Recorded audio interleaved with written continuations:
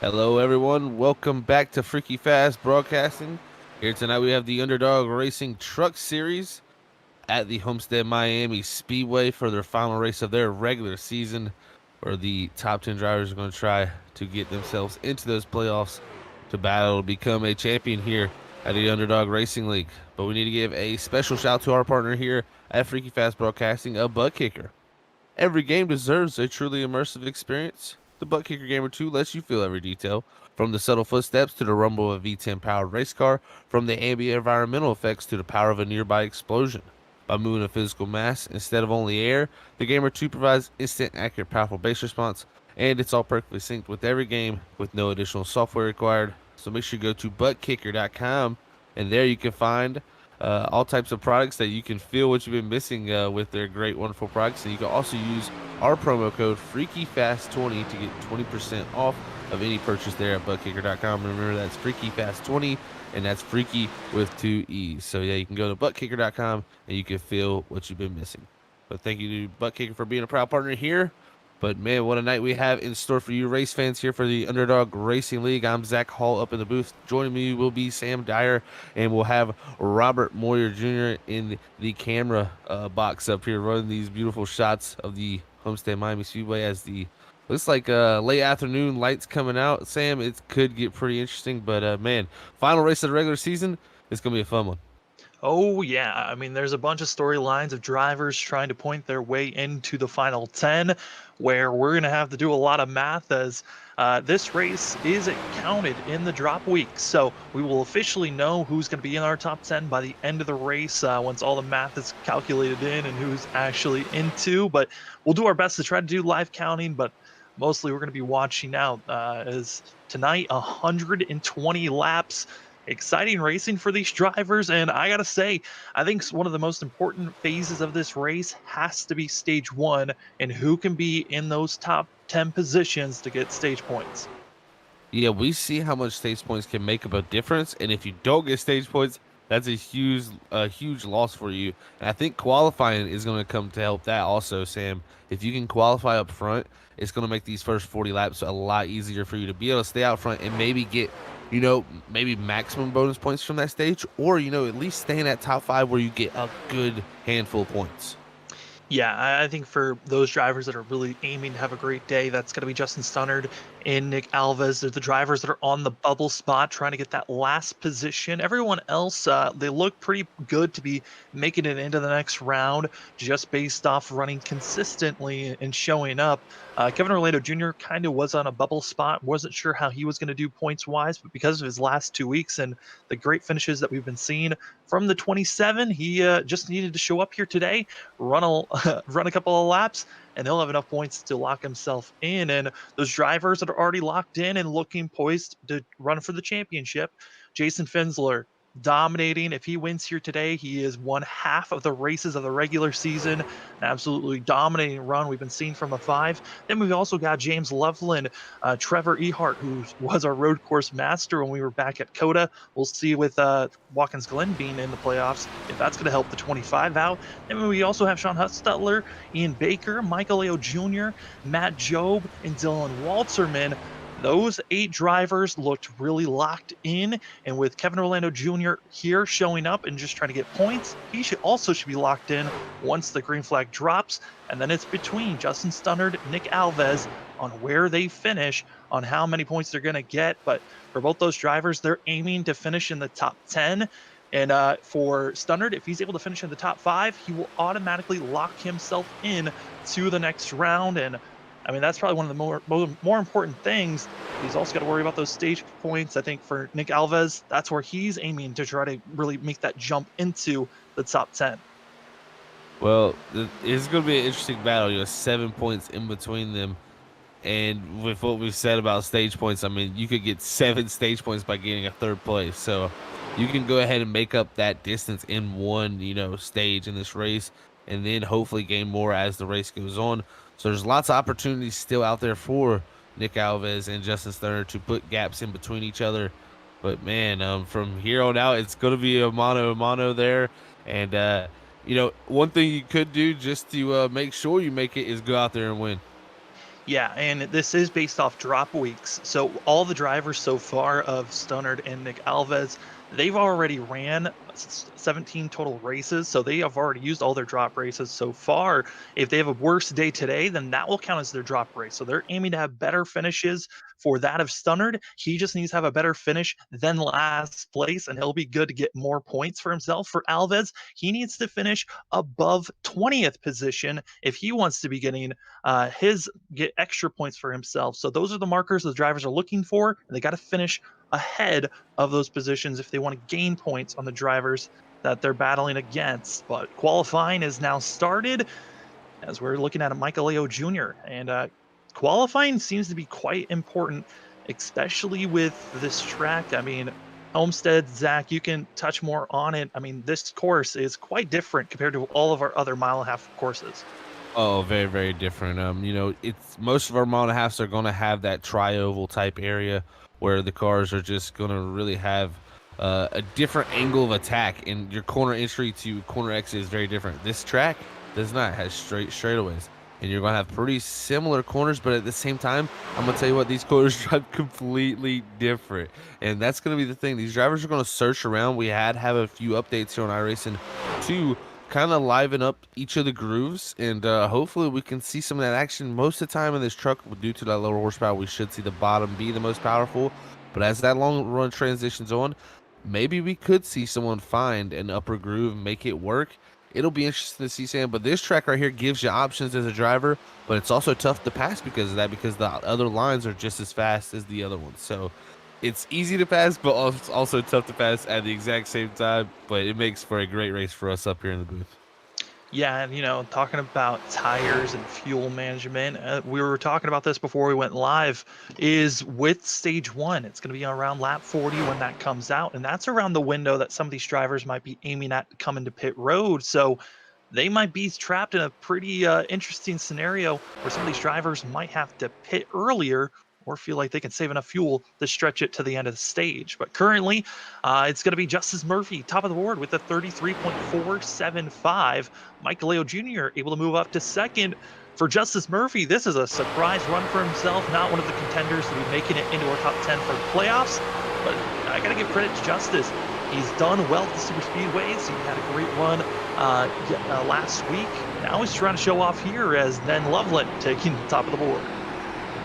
Yeah, I was about to say, what a lap from Justice Murphy. I mean, still is second on the board right now, but Loveland just went almost 2/10 quicker than Justice. So a sizable gap there actually qualifying, and we'll see if anybody else can get anywhere close to that, because I believe that is almost, I believe it was the quickest time we've seen. Yeah, it is the quickest time we've seen all night. Do you think we've got to add that to maybe the track temp cooling off? We're seeing the sun starting to go down, and you see there in that shot how much the sun glare is going to be coming out of turn 4. It's blinding for the drivers, but do you think the track temp might be the biggest factor on why these drivers are getting faster and faster? Yeah, that's definitely exactly it, Sam. There, with the time of day like it is, that sun going down, this is prime conditions for the track to gain more and more grip. But you got to go out there and find it too. If you underestimate that and you don't go drive out there on the limit, you can kind of produce the same lap time that maybe you produced in practice. But you got to go out there and just kind of think with that cooler track temp that there is going to be grip, and go out there and search for it. Right now, Loveland's still a sizable gap over the rest of the field. Loveland is doing great for himself. Some of the drivers that showed up last week and drivers that are trying to make better, just running so well and trying to get better each and every week. Brad Allison, as well as Marshall Wilson, they're running in the middle of the pack. I'm interested to see how they're going to be running because we haven't really seen them show off in the past recent weeks, but they showed up last week at Talladega, which is giving us a bigger field here. We only have 23 drivers, but still a decent field to see when we're coming to the end of the regular season. Yeah, exactly like you said there. So coming to the end of the regular season, still a good size field, and that actually gives options and availabilities for these drivers to make up points. And it kind of makes you a little bit more worried if you're trying to stay in the safe zone. But if you're outside the safe zone, you really really want to see more cars out there so you can try to make up as many points as possible. Again, for the audience that's growing, qualifying is coming to a close. Looks like Loveland going to get your pole position. Jason Finsler able to move up to second. Finsler, if he wins today, he will have a total of 10 wins in the regular season. And we ran 20 races in the regular season. It'd be an incredible feat to win half of the races that you've ran here. I mean, I know Finsler's been on a run. He's been the odds-on favorite each and every week these past probably 8 weeks or so. I mean, if he wins half the regular season, do you think there's anyone else that might have a chance to beat this 5 when playoffs come around? Yeah, the thing about it, if he gets his 10th win, yes, that is very, very tough to beat. Of course, for 20th, for 20 starts and 10 wins. But at the same time, with the amount of races we have in the playoffs, anything can happen. Anything certainly can happen. We'll do a quick rundown of your starting grid. It's James Loveland getting your pole position with Jason Finsler in second place. Justice Murphy able to get up to third with Michael Leo Jr. and Trevor Ehart in fourth and fifth. Then you've got yourself with Hut Stutler going to be in sixth place. Ian Baker, Dylan Walterman, Brad Allison, as well as Matt Job, your top 10. Dave Boyle going to be in 11th with that of Douglas Wilcott going to be in 12th, as well as Marshall Wilson going to be in 13th, trying to make a great run for himself 2 weeks in a row if he can move up into the top 10. And then you've got Nate Morris, one of our other drivers that have won at a mile and a half course. We'll see if the 22 can make a charge up. We know that he's great the longer the run goes on, so expecting him to make his move through traffic. Justin Stunnard, who just needs to finish in the top 10, and he should be having a good chance to stay in the top 10 and run for a playoff contention. Then we got Kevin Orlando Jr. with running here today. He will be locked into our top 10 for the playoffs. Christopher Heights going to be in 17th. Nick Alves going to be in 18th place. Alves needs to finish in the top 5 if he wants a chance to get into the playoffs. Those are the two drivers going to be watching out for, Justin Stunnard and Nick Alves, on where they finish here tonight. Peyton Presley going to be in 19th place with Kevin Whitford, as well as Scott Kerberg, that of Daryl Whitford, and John Magner going to be in 23rd position. I mean, looking at the field here, Zach, you got a lot of storylines. Finsler trying to win 10 races before the playoffs even start. Then you've got that of Stunnard and Alves trying to be making it into the playoffs. I mean, what do you think is the bigger story of those two? Well, I think the biggest story is going to be possibly the battle between Nick Alves and Justin Stoner. That's going to be, that's important. That gives you a chance to run for a championship. So I think that's one of the most important things. These guys up front know they're locked in. They're good to go. But this titanic battle that we got going on front, I think if Loveland can take it to Finsler tonight, that sets the tone for the playoffs. I touched on the fact that, Nate Morris has won at a mile and a half. The other driver that has won there besides that of Finsler, it was Ian Baker. We'll see if the 88's got some pace as the green flag is up. And we are green here today as Loveland, Finsler, we're green. Finsler to the outside, getting the better run for himself as a Leo Jr. going to be also following suit. Wow, quickly losing the lead there. Finsler was just on it a little bit better there as the green flag came out, timed that a little bit better, and man, to the lead he does go. Looks like that top lane went forward as Michael Leo Jr. there from 4th up to 3rd, and that pushes back at the 3rd place man of Justice Murphy. And you're just already seeing the different lanes that are being used. I mean, Finsler went a little bit lower to the white line. Loveland decided to stay middle. And we know that these drivers have a long way to go. Stage 1 comes to an end at lap 40 for these drivers. And for them, I mean, it's got to be a big question mark. How do you want to save your tires for that long run? Kevin Orlando Jr., you see here, starting late and further back than the rest of the field. He's just in cruise control currently. He actually lost it. He actually lost it there off of 4 there, Sam. Just right there in traffic behind Nate Morris, running in about the 16th position up high, up in that 3rd lane. Got a little bit loose on them cold tires and barely tapped the inside wall. But from what I'm seeing from the front end, no nose damage. Just maybe a slight little contact to the hood there. Nothing too bad though. I went back and rewatched it. It got a little bit of airborne for the 27, so it might not visibly be damaged, but there might be some internal damage to watch out for. I think for Kevin Orlando Jr., it's to stay out there, hope that, the stage break comes and he doesn't go a lap down, or if he does, he's the only car to go a lap down. But man, that sun coming out of turn 3 and 4, that is going to be something that these drivers are going to have to deal with at least for these first 40 laps. And that is probably one of the more dangerous things that these drivers are dealing with. I mean, his visibility, how hard is that, especially going through the corners? Oh, especially when it gets right in your eyes, right at the entry, and when you're behind someone. When you got multiple different things going on, you can't see. First of all, you're tucked up behind someone early in the run here, this early traffic. And then you got the sun just glaring in your eyes. Everywhere you look, you pretty much can't see anything. So it's kind of, you got to judge off the wall. The wall, you kind of can guide yourself with that and use other little sight lines that can help you notice where you're at in the track, because it can get pretty hairy at times, especially with that sun and with how big the spoilers in the back of these trucks are. Speaking of the wall, you're seeing everyone running up there. They are trying to stay as close to the outside wall as possible. We thought maybe the inside lane was going to be the favorite spot, but everyone is moving up, and you're seeing the driver's going to have to do a little bit of dirt tracking and slide job moves, as Ehart going to be trying to make a move here on Walterman, and will do so, moving the 25 up to 6th place. It's, here comes that of Walterman trying to do the same move back, but it's kind of difficult when you got the driver right nose to tail. The driver in front of him, that slide job move just isn't as successful. The Walterman will do his best to slide up. And this is interesting to see. Looking at some of the other drivers through the field, looks like Morris is the one that's the closest to the wall at times. But he is battling very strong here, trying to get by that of Doug Wolcott, and not able to make the move just yet. There's Stunnard, who needs to have a great charge for himself. Currently in 12th, trying to move up to 11th as they are stacking up and are on top of one another. Oh, man, yes, there it is, the 33 on the bottom of Justin Sterner. There's got Brad Allison in the 03. Look at Nate Morrison searching way up top of that group. And early on, that top is really looking pretty dominant. We'll just have to see if it moves around here. And once that rubber lays down up top, here comes a big run for Nate Morris. He says he wants to go forward as he tries to go to the inside of the 33. But now the 33 in the dominant position down here in 3 and 4 so far.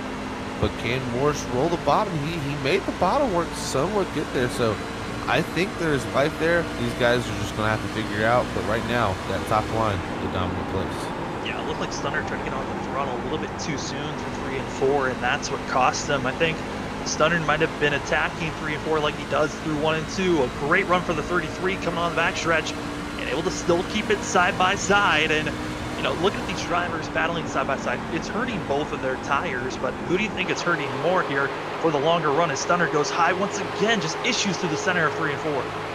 Yeah, it's always interesting with the balance. It changes with the way you run the lines. You're going to see these guys run up high. It kind of depends how you're running it. If the balance of the truck is pretty loose, up high can actually help tighten it up a little bit by charging up there just a little bit. But you got to be careful about not kicking that rear out. Running the bottom can also make you loose, but it also can burn the right front off. It's really a touchy thing where you got to drive to a certain point to where it just doesn't burn the tires up, and it's really a style type thing, I would say, more than anything. But both lines do definitely wear the tires differently, Sam. Definitely, and as we're watching these great battles, this is for that of 3rd place, with Justice Murphy having probably his best start and run, as you got Michael Leo Jr. just trying his best to tease that wall, and you already see a couple of scuffs on the wall. Drivers have touched it a couple of times throughout the field, and I'm not going to be surprised, especially with the longer the run goes on. They might be tightening up through the center, and we're used to seeing this at Darlington where drivers get up into the wall, but it looks like we might be seeing a very similar thing as Leo Jr. gets a great run once again. The drivers in front of him, not for our leaders, they are getting close to one another. Loveland's looking good, as we are seeing here this battle for 5th place. That of Hut Stutler, Walterman, and Ehart, all battling to see who can get into the top 5. And just looking throughout the field here, a lot of people electing to run that really high lane, and like you said, it's very risky being able to get up into the wall there, and especially when you're following a truck up in that lane, it is so easy to get up into the wake of that truck and just push the nose right into the wall. One thing I noticed that Loveland's doing very well up here in the 2nd position behind Jason Finsler. He's sticking his nose out just a little bit. If it's a little bit lower, he's trying to get an air, and a little bit higher, it's always just a little bit lower to try to get a little bit of air on that nose to help the turn. starting to see these drivers losing a lot of speed through the center of the corner. And, I know at Darlington through 3 and 4, that's a more narrow corner at that track. You usually see drivers, once they've got enough wear and tear on the tires, they start to short shift and go down a gear to try to get off the corner better. I'm wondering with how slow some of these drivers are going, if they might think about doing that. It looks like the 72 hard into the outside wall or had an issue for himself as Douglas Wilcott, very slow, and he did get into the wall through 3 and 4. Yeah, that's don't want to get damaged here early, definitely for Douglas there, but looks like he's still got the fenders somewhat decently on that thing, and got her still going straight. So hopefully he'll get back up into there. But man, this track is very, very tough. The tire wear very, very strong here because it's a worn out surface. It's really got a lot of driver characteristics that we really like. It's got the character.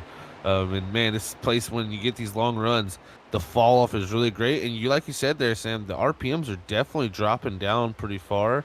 But these trucks do at the same time. The high range of that RPM is only in the 7,200 range. So these trucks really are kind of boggy already. If they start slowing down a good bit more, we could possibly maybe see someone attempt to shift, but I wouldn't expect it.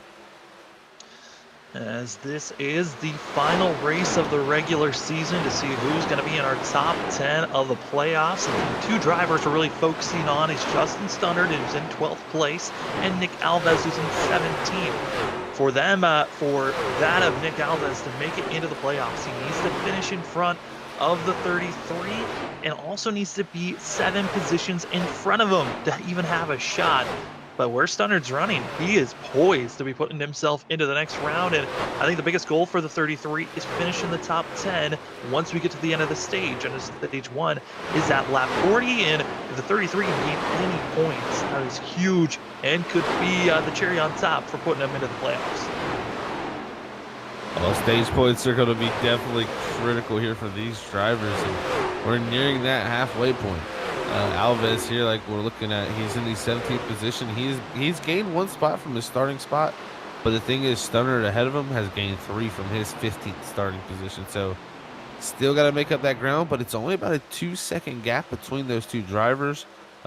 We've seen Alves especially go forward during long runs. Maybe that's his plan.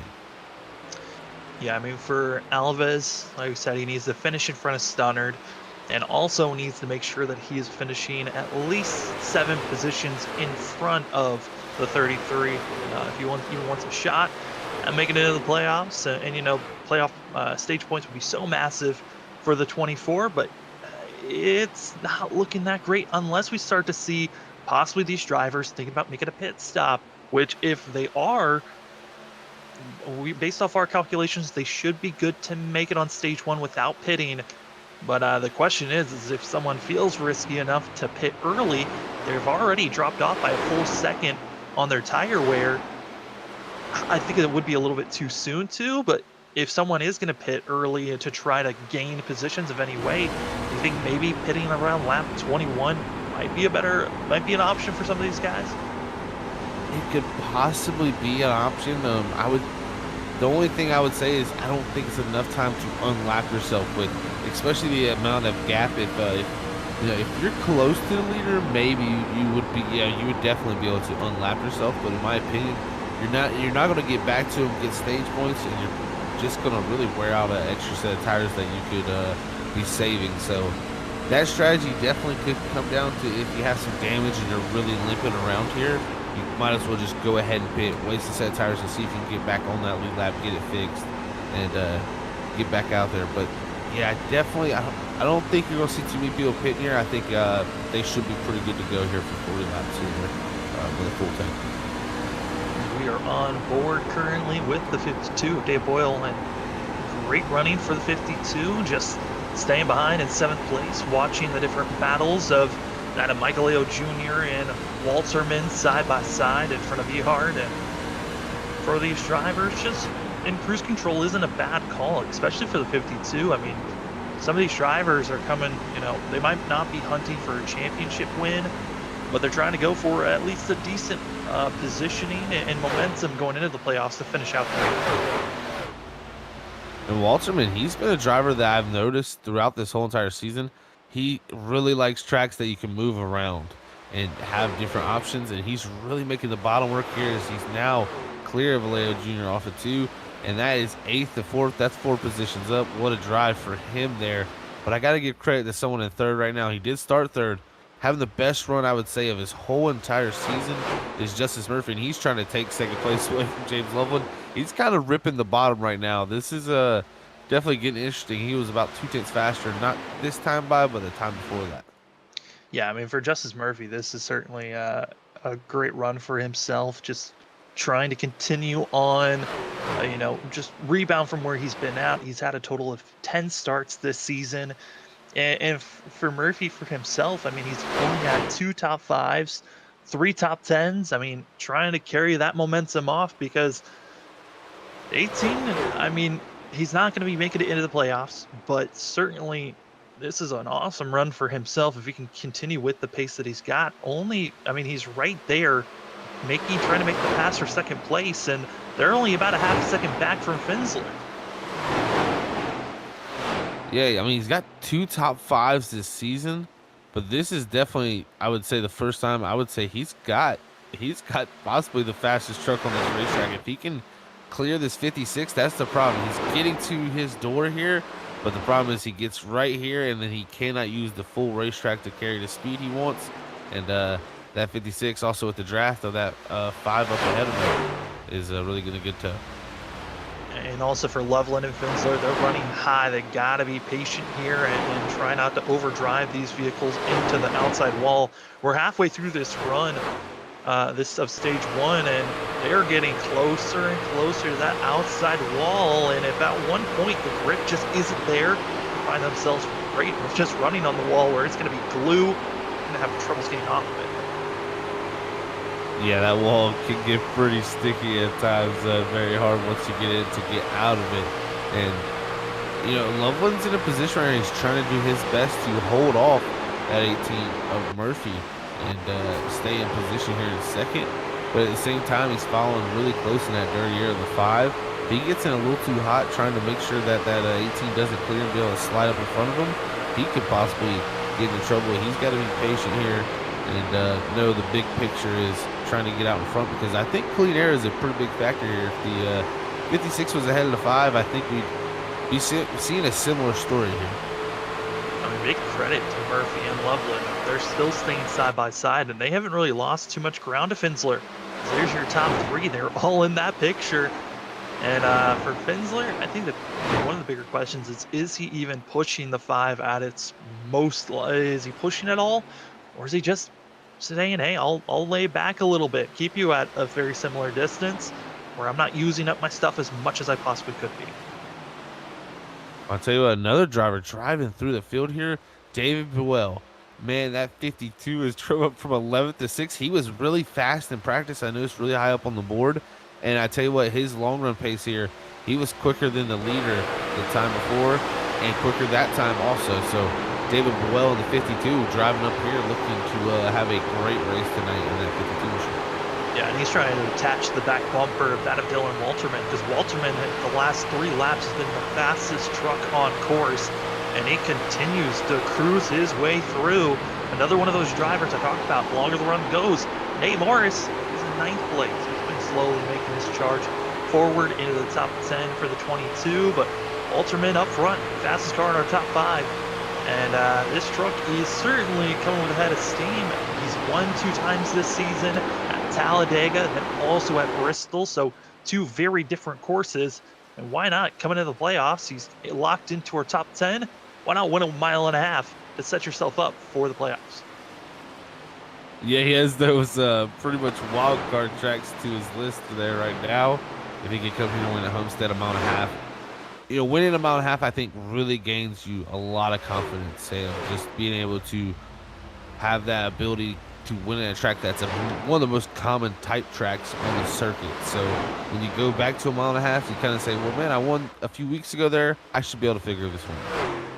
Yeah, I mean, that is something that we'll see from these drivers, as Justice Murphy, he's now able to make that and confirm the pass. And We'll see. He was side by side for a while there on these older tires. How much grip he really has. Deciding to still stay low for the 18. Loveland's trying to follow pretty similar strategy of going low as Finsler continues to stay high and lap traffic as John Magner, who was having woes for the 15.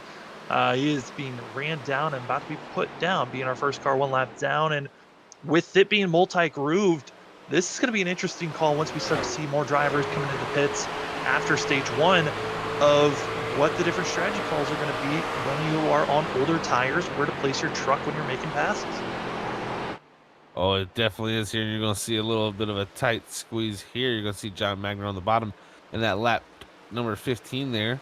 He's going to be getting passed by the 56 and the 18 of Justice Murphy there as Murphy holds on to that second spot. Man, this track, with the options you have all around, and when guys start getting on sequence, possibly in that final stage after the conclusion of this stage, when they start bidding and having different guys on different sequences of tires, it's going to be interesting. You're going to have to cut through traffic because there's guys running all over this track, not just one line, it's everywhere.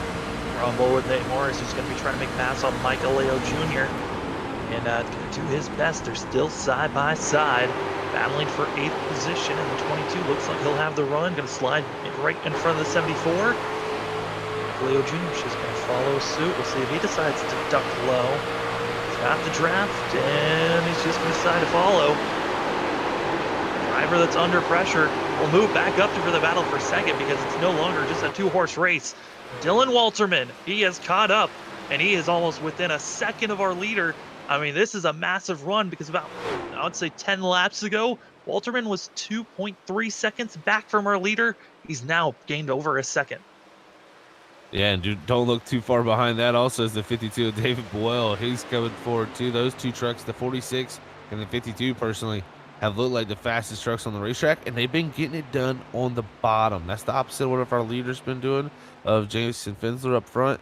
These guys now all utilizing the bottom. I think Murphy might have burned his stuff up trying to race with Loveland, pass him on the bottom for so long. What can Waltzman do as he's caught up to these two now? Well, you got to pick where the other drivers aren't going to be, and Loveland drifts up high, and here comes Walterman.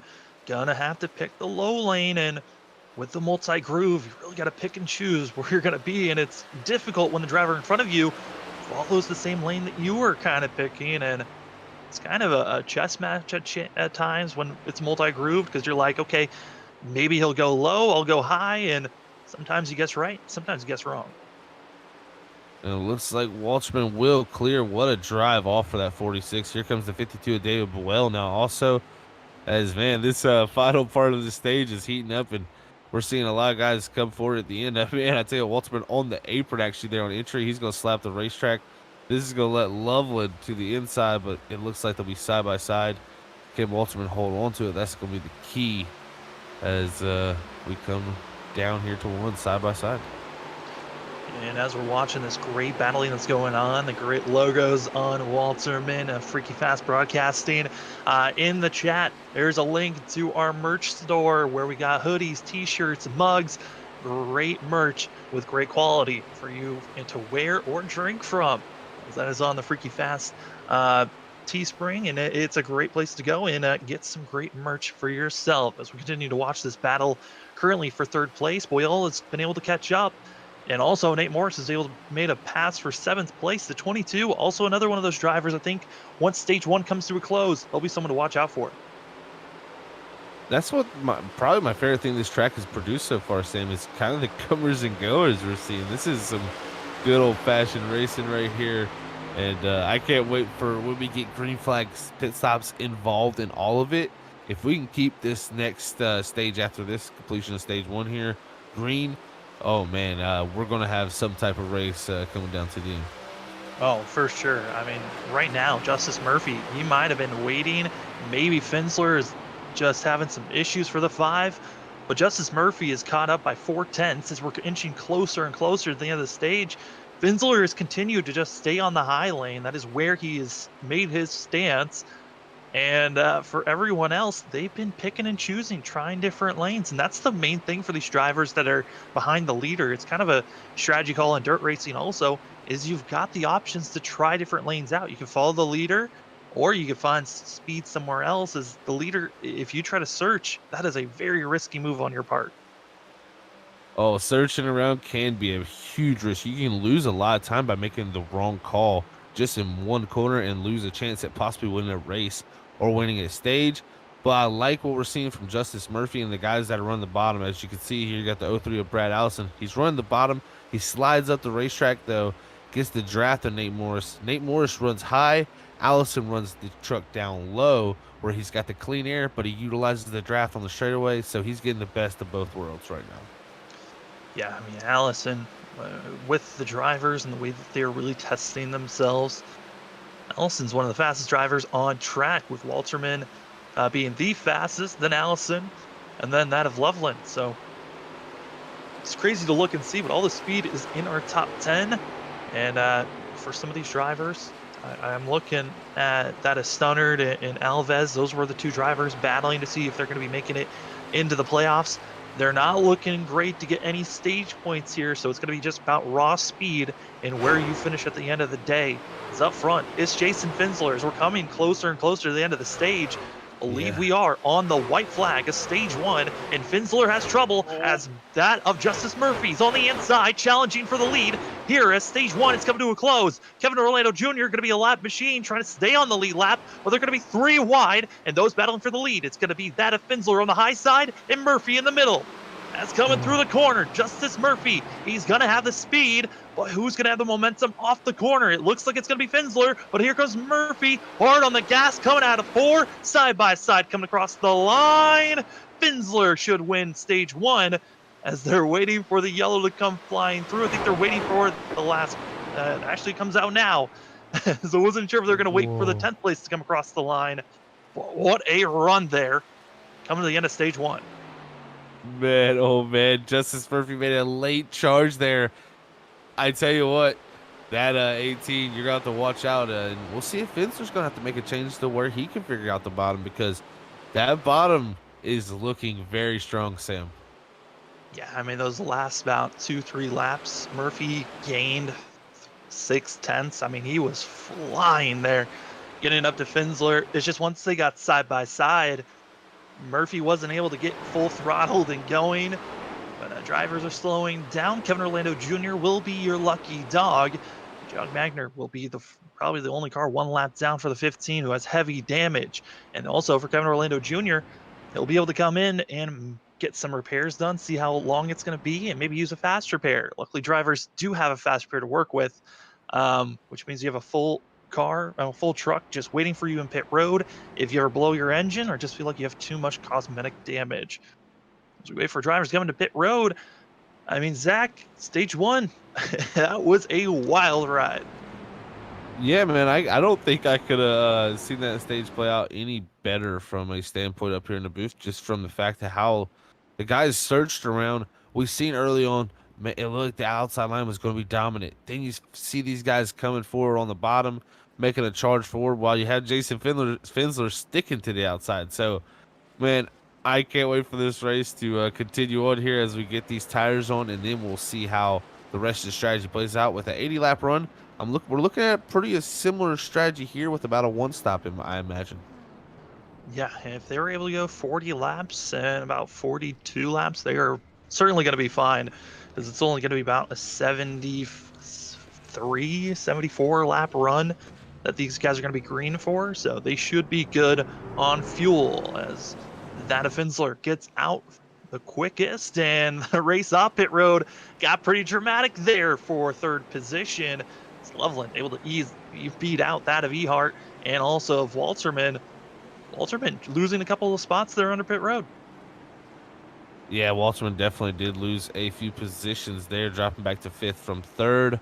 But I tell you one thing right here, Loveland, or not, sorry, not Loveland, Walterman and Boel, they're going to be starting farther up here now also. Murphy, he started in that 3rd spot. He did drop back to 4th, but he did get back up here to 2nd. But Walterman and Boel had the drive from super far back. Those two are going to be in better positions now with better track position. If they can get out front even too and have clean air, man, they could drive away from the field. Yeah, it's going to be a tall order for themselves. And as the drivers are getting set. I think we're still debating on who we're going to be bringing in, as Finsler is not on our Yeah. list of drivers who can pull in. But, I'm going to give it up to you, Zach. Do we want to bring in second place? So Justice Murphy, who's looking on his best run, or maybe one of the drivers that are trying to point their way into the playoffs? Well, I was thinking about Justice Murphy too there, Sam, but I don't believe we have him here on Discord either, unless I am completely not seeing it. I We could be don't see blind. him. I No. don't see him.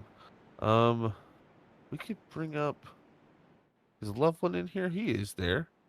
We can see how let's talk with our third place man then. How about that? We'll bring him down here to the waiting room, and I'll get a chat here with Loveland and see what he's thinking about running this third spot. Hey, James, Zach up in the booth, man. You got a copy? Yeah, I got you. Hey, man, well, I'll tell you what, started from that pole position, buddy, and then early on in the restart, it looks like Finzer was able to get by you.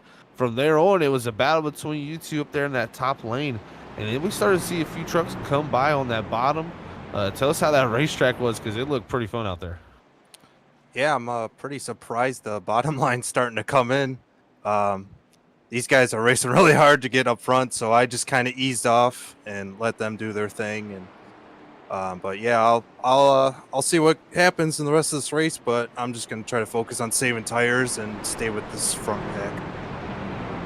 Well, James, it's been a great race to watch up here in the booth, man. Best of luck to you in the final stage of the race here, buddy. Hopefully we'll be talking to you at the end. All right, thanks, guys. All right, guys, that was James Loveland there, you heard, in the 56 machine. This is exciting racing. The final race of the regular season for that of Jason Finsler. He's trying to win. If he wins today, that will be his 10th win of the season. He would win half of the regular season races. An absolute dominant season he's already had for himself. But man, what a way he could cap off and propel himself into the playoffs as the odds-on favorite. But Loveland's looking quick. We'll see as we get ready to go green. There's no more stages. It's all about how quick you're going to be here. We're expecting one pit stop. If we could stay green, one green flag pit stop for these drivers, it is going to be a fun one. As Pace Truck pulls off, Finsler, Justice Murphy. Will we see Murphy get his first win of the season as green flag out in the air? And it's going to be that top lane getting a massive run as Murphy was not prepared to go. Yeah, massive run from that top lane. You see Earhart up there on the 25. Looks like he's going to slide a little bit, but Murphy slide up into second. Can Loveland slide into third now? Yes, he does. Walterman and Earhart, though, battle for fourth. Battle for fourth, Earhart as well as Walterman. Walterman looked quick there at the end of this run. One of those drivers I'm watching out for, that was Nate Morris, and he looked like he was stuck on the inside, losing a lot of positions for the 22. All of that time that he gained just goes out through the window because of a poor pit stop and also a poor start here under the restart. Look at Stunner, though, in the 33. He needs a good point tonight. Oh, man. Big wiggle there for the 74. 3 wide off the exit 2. Nate Morris. Looks like LAO Jr. going to go through the sucker hole and get pushed backwards as Stunner goes forward with Nate Morris in the 22 up high. That could have changed our whole entire aspect of how the playoffs were about to go down, with Michael Leo Jr. getting so loose. Luckily, he saved it, but it almost came down onto the 33 of Stunnard. And Stunnard, his whole entire goal, finish in front of the 24. You make it into the top 10 and be that 10th spot for the playoffs. And that could have been disastrous for himself if he got caught up in an incident, especially coming closer and closer to the halfway point of this race. Yeah, big wiggle for Nate Morris, too, up above him, and he makes the pass there. He's just saying, man, like you said there, Sam, he just wants to survive and stay ahead of that 24. As they exit off before, he's going to be clear. But, man, it's a hornet's nest out there, and I think drivers are figuring out now that the lines are usable in both areas. So you're seeing guys search all around here early to go. We're on board here with Ian Baker, and Baker has been one of the most consistent drivers. He might not have shown up every single race this season. He's going to be coming in with a couple of zeros in his drop weeks, but he's been so consistent and finishing up in the top 10, top 5, that he's pointed his way in, coming in as the fifth highest of the points drivers. Kane Baker looking good. Also is one at Texas, trying to continue on his winning way. He's one of those 3 drivers that have won in a mile and a half already this season. We'll see if Baker can cut his way through the field, but this is probably one of the weakest startings we've seen for the 88. Yeah, that's actually a good point there, Sam. He's kind of been struggling personally for the past few weeks. His season started out really amazing personally. When we started off early, he was kind of top 3 almost every single week, if not that top 5. But now it's kind of been trying to get top 10s has been actually a struggle. So hopefully he can get some type of momentum rolling here tonight. It's been a slow start, but he is battling Leo Jr. for that 9th position now, as they got Stunner directly ahead, and Stunner's all over back of David as well, with Allison making the pass on him. And we're seeing Boyle as well as Stunner. They're trying to make their move forward. Allison is joined in. They are all stacked up on one another, and you gotta be careful with where they're running, especially with the 52. He got very close to the outside wall, but we're watching the battling here. Currently, they are battling hard for 13th place. Peyton Presley, one of those drivers we really haven't talked about all season long, usually running in the back half of the field, running in 13th for the 11, and behind him you got that of Daryl Wilhite, as well as that of Christopher Heights. They're all battling very strong here for the 14th position. Yeah, I'm starting to think, wonder if some guys put in a good bit of practice this week here at Homestead, because we're seeing a lot of guys that haven't had the greatest runs this season have fantastic runs so far, and this is only exciting as the race is going on, and excites me for the future for a lot of drivers too. A driver we've been really tacking on is we're seeing our Talladega winner from last week, that of Marshall Wilson. A great surprise victory for the 23, very dramatic there at the end. Almost got that stolen away from Ehart, as they're getting really out of shape there, and somehow the 23 holds on. Oh man, heavy contact between him and Douglas Wolcott there, and yeah, I don't know how he held on to that thing. It was an impressive win last week, but that was an impressive save also. Certainly was. And then also 2 positions behind them, I mean, that's where you got Matt Jobe, who is one of those drivers we've been praising the last couple of weeks. Feels like he's been just getting more and more consistent near the top 5, in the top 5. Now we're seeing him all the way back in 21st position. It's like he dropped off a cliff with how far back he is. Yeah, it's definitely interesting. The lap times he's running a 35.0. That's a pretty slow lap time, and he's been kind of backing it up more and more each time. He did run his fastest time on this set of tires, so it is a new set of tires. Don't know exactly what's going on here. He started in that 10th position and just hasn't had the race so far tonight for that 89. I mean, I know that there's some drivers where they can be quick at other, the D-shaped mile and a half courses, at short tracks, and then they just come to Homestead and they just feel lost on the course, just using a little bit too much wheel, so they're burning up their tires more than everyone else, where they lose that speed, and that might be what's going on with the 89 of Matt Jobe, who luckily came into this race already locked in, felt confident that he was going to be making it into the top 10. He was actually going to be coming in at 7th of all the drivers in the points, so he was automatically locked in for himself. So just needed to show up, run some laps, getting some practice for the 89, and just ready for the playoffs, I think, to start for himself. Yeah, he'll be ready for this one to go ahead and get over with. He's just trying to make it through tonight here. Like you said, already locked in. And maybe learn a few things or two to carry there to a few mile and a half there. But definitely not having the greatest night for old Matt Jobe there in the 89. But, man, just right now, looking through the field, it looks like a lot of guys are transitioning at least in the top 10 to the bottom. Yeah, it's very odd to see how everyone is where they're fading through, but some of our biggest movers, I mean, Justin Stunner started back in 15th up to 9th. Great move for himself. But the Professor, he has dropped back considerably. Started in 6th place. He's now back to 11th. At one point, he was back in 12th place for the 94 machine. This is an odd place to be seeing a driver that we're used to seeing up in the top 10, top 5, battling for wins at times. He's gonna either he's burned off his tires, he's staying back. It's just an odd spot to be seeing himself in. Yeah, he could be. I mean, maybe that first run he just burned his stuff up a little bit. Now he's decided to back it up a little bit.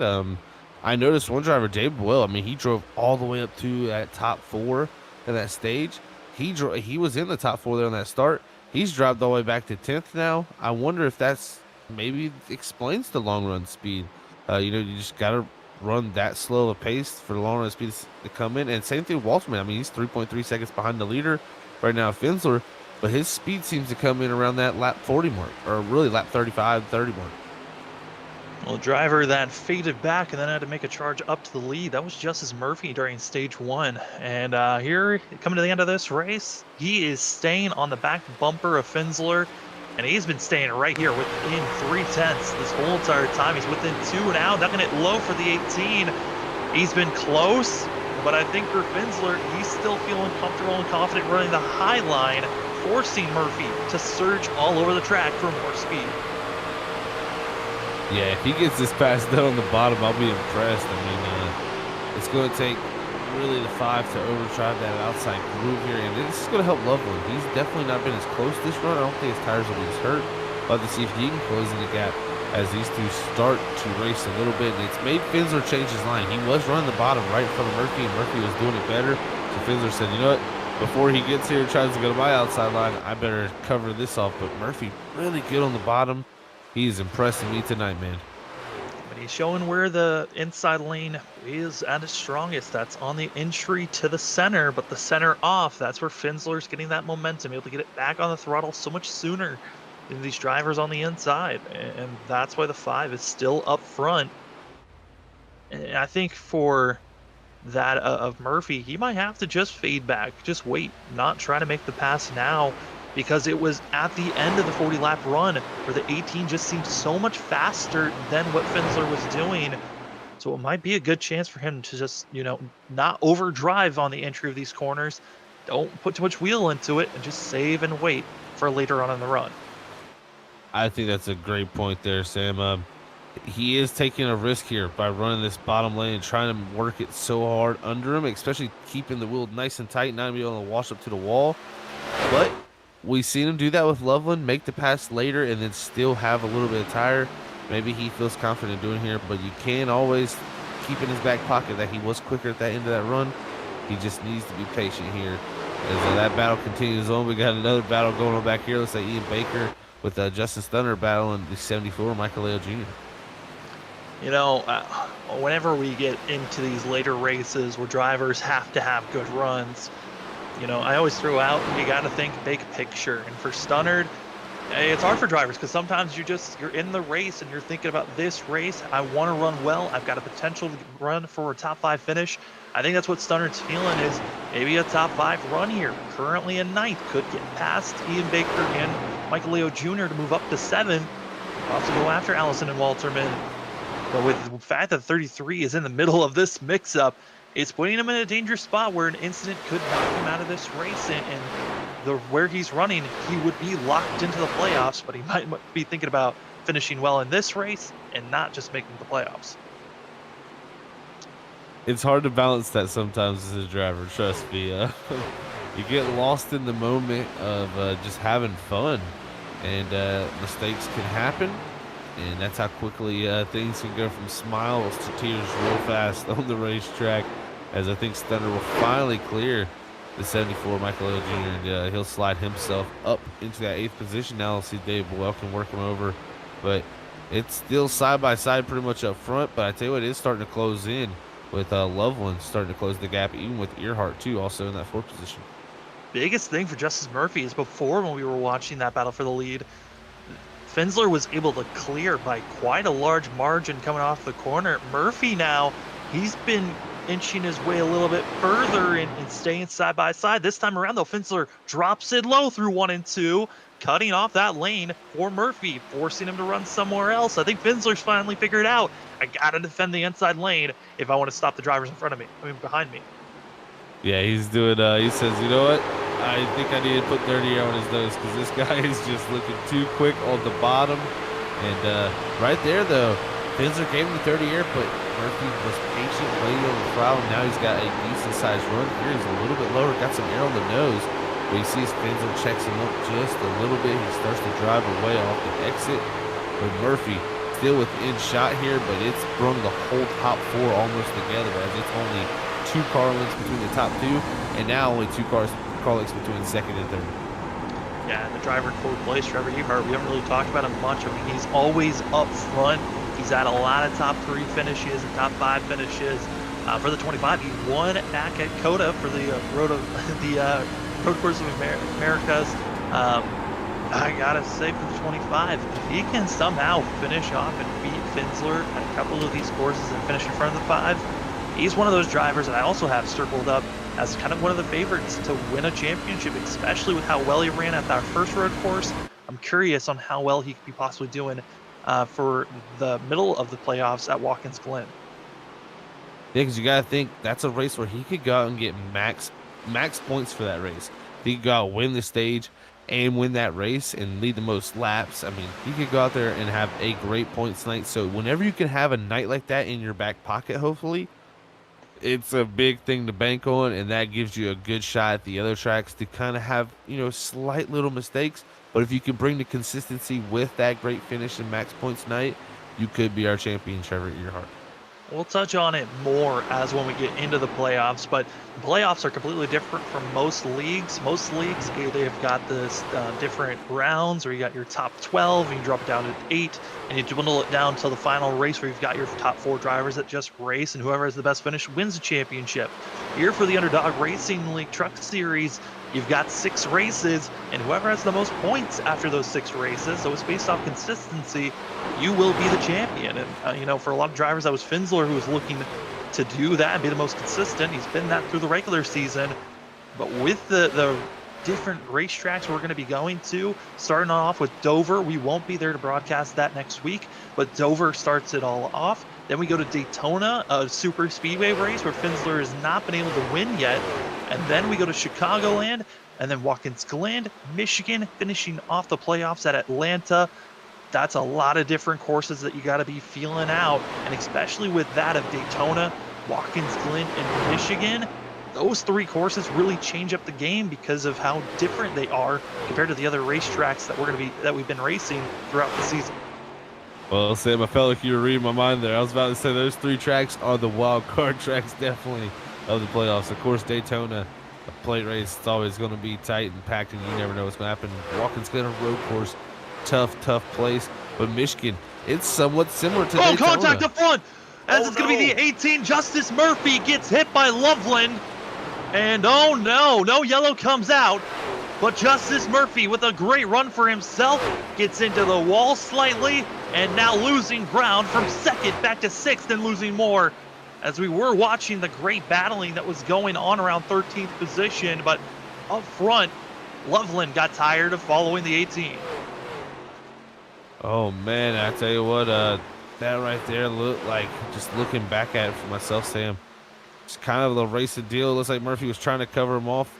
56 gets to his inside, and 56 isn't trying to turn in as early as the 18 is, and that sends the 18 sliding up the hill. But what a save from Murphy, I gotta say. We'll see if that slide, it hurt the tires for sure. It was a lot of pretty much a smoke show there in 1, but we'll see how bad it really has hurt that truck. From 2nd all the way back to 9th place, 6.2 seconds back. I think this might be a little bit too far back for Justice Murphy to climb back up and challenge for the win. Possibly a top 5 finish. I think that's now the goal for the 18. That is a rough moment as we are now past the halfway marker, about 10 laps to go. But man, that is it's a crummy situation for a driver that was looking for one of his best finishes so far this season. Yeah, that's never a way you want to go out for sure. And there you can see in front of him is the 52 of Dave. Well, he's starting to go back forward. He dropped outside of the top 10, now back into the top 7 as he's passed Justin Stunnard in the 33. Next on his list would be Ian Baker, see if he can run him down. But, man, the racing is just getting closer and closer as the run goes on. It seems like they spread out when we take off, and then it kind of closens up as the run goes on.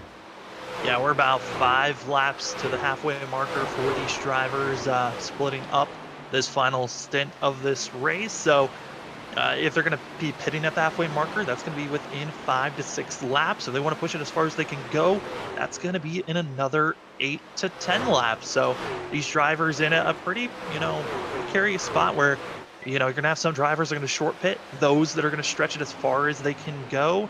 I would expect for that of Finsler, he's going to stretch it as far as he can go, because it just seems like he is a lot stronger on the shorter run. So have the freshest tires so you don't have to worry about saving as much. As Loveland now going to be going on the inside, trying to make a pass for the lead. You're on board with Stunnard in 8th place. Great job for the 88. For the 33 to be making his charge forward, trying to catch up to Boyle as well as Baker.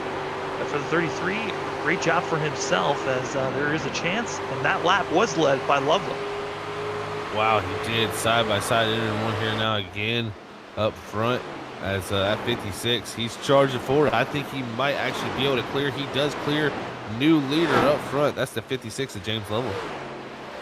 As Loveland makes the pass, Finsler going to be battling back with the sides with a little bit of a crossover move to the inside.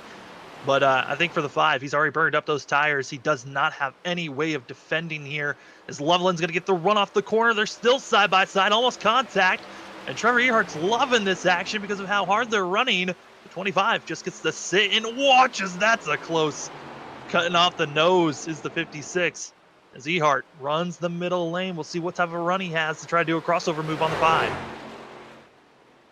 What a move from Loveland. He stuck it down into one there right in front of that 5, gave him the dirty air.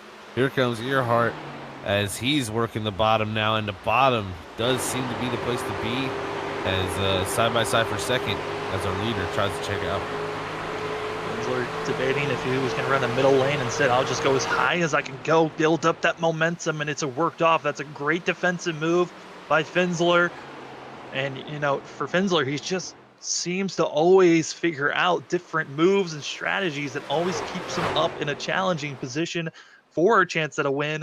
We're still waiting on some drivers to pit. Our first pit stop is going to be from Kevin Orlando Jr., just getting out of pit road for himself, as the rest of the field, it looks like they're going to be stretching as far as they can go before they need a pit. Yeah, this is going to be an interesting moment here to see when these guys start to select a pit, because it's going to be a critical phase for who's going to win this race. If you're Loveland, you don't want to be the first one to pit of these guys. I think if you're Finsler, he does seem to struggle the longer the run goes on, and he seemed to have that short run pace, just not the long run pace here tonight. And he could possibly looking to stay out here long, but man, I don't know if he'll get stuck behind that dirty air. It's such a hard situation when you're a driver. I would say you want clean air, but not too old tires either. Well, I got to say, Loveland is loving the battle that is still for second place. It's hurting both drivers at this point. When Trevor was within about a tenth or two, it's coming in the pits. It's going to be the 52 starting off another pit stop for those drivers, as Will was up in the top 10 when he came into pit road. But for Loveland, he's continuously pulling away about a tenth each lap with this battle for second. Yeah, these guys stayed side by side like that. They're only going to slow down more. And I think Walterman, he's definitely starting to put in some pretty good laps here too. Same with Brad Allison and those two looking very quick right now, especially Brad Allison, just as quick as our leader in front of James Loveland. So really good times being turned here. Ian Baker, good. We talked about him not having the greatest start to the race right now on the edge of that top 5. That's what he needs. He needs to get that momentum, start rolling back up before these playoffs start next week. The playoffs are going to be so important for these drivers. For those, it's only the top 10 that get to move on based off of points. And, usually with some leagues, it's a win and you get in as long as you're in the top 20 of points. This league, it was based off of points. It is a points league on how many points you can get in to be in the top 10, and then also on those for the final 6 races on how well you can stay consistent. Now Michael Leo Jr. also that of Douglas Wilcock going to be coming into the pits and getting service done for their trucks. Looking at this field, Brad Allison, he's making a good run for himself. Also Ian Baker, 5th and 6th for both those drivers. 3.7 seconds back is the 0-3 with Walterman right in front of him. Those Drivers really had to wondering how well they can do here on this run, especially with our top drivers. As that of Stunnard. Oh no. He had a lot of heavy brakes. Also got some damage on the 33. And he did it right in front of Nick Alves. Look who's right in front of him, Nick Alves. Alves was able to get into pit road sooner, and that's because Stunnard came into pit road very quick, got into the inside wall on entry, and I think he crossed the line, luckily at the speed limit, but wondering if he's going to be held for any other penalties. It looks like he's not going to be held. 33 gets out, but Alves is ahead of Stunnard. Yeah, and looking back at the points again, Sam, here, I think it's Alves that's 7 points ahead, right? I believe that it's Stunnard ahead. I maybe with the drop weeks included. That's the question. Was the drop weeks were included? That'll be interesting. But at the moment, looking at it right now, it's 301 behind the lead is Alves, 308 behind the lead is Stunnard. So right now, I think Stunnard would technically be behind. Yeah, I mean, looking at it was so difficult because there's 3 drop weeks during the regular season that we're just speculating on where these drivers have to be for themselves. There were some math being cranked in on, coming into this race, what races would have been the drop weeks, what wouldn't have been the drop weeks, and it was very close. From 9th back to 11th was a difference of, I believe, 13 points. So it was very close between drivers that were going to be making in as Walterman was able to sneak his way into the pits. That was a Formula pit drift. Good Oh, stuff boy. for him. Yeah, that'll raise your heart rate. Oh my goodness. Coming out, Finsler pitting, and coming out of the pits was going to be that of Loveland ahead, and there's drivers in between them. But Trevor Ehart pitted a lap sooner and is now side by side with 56.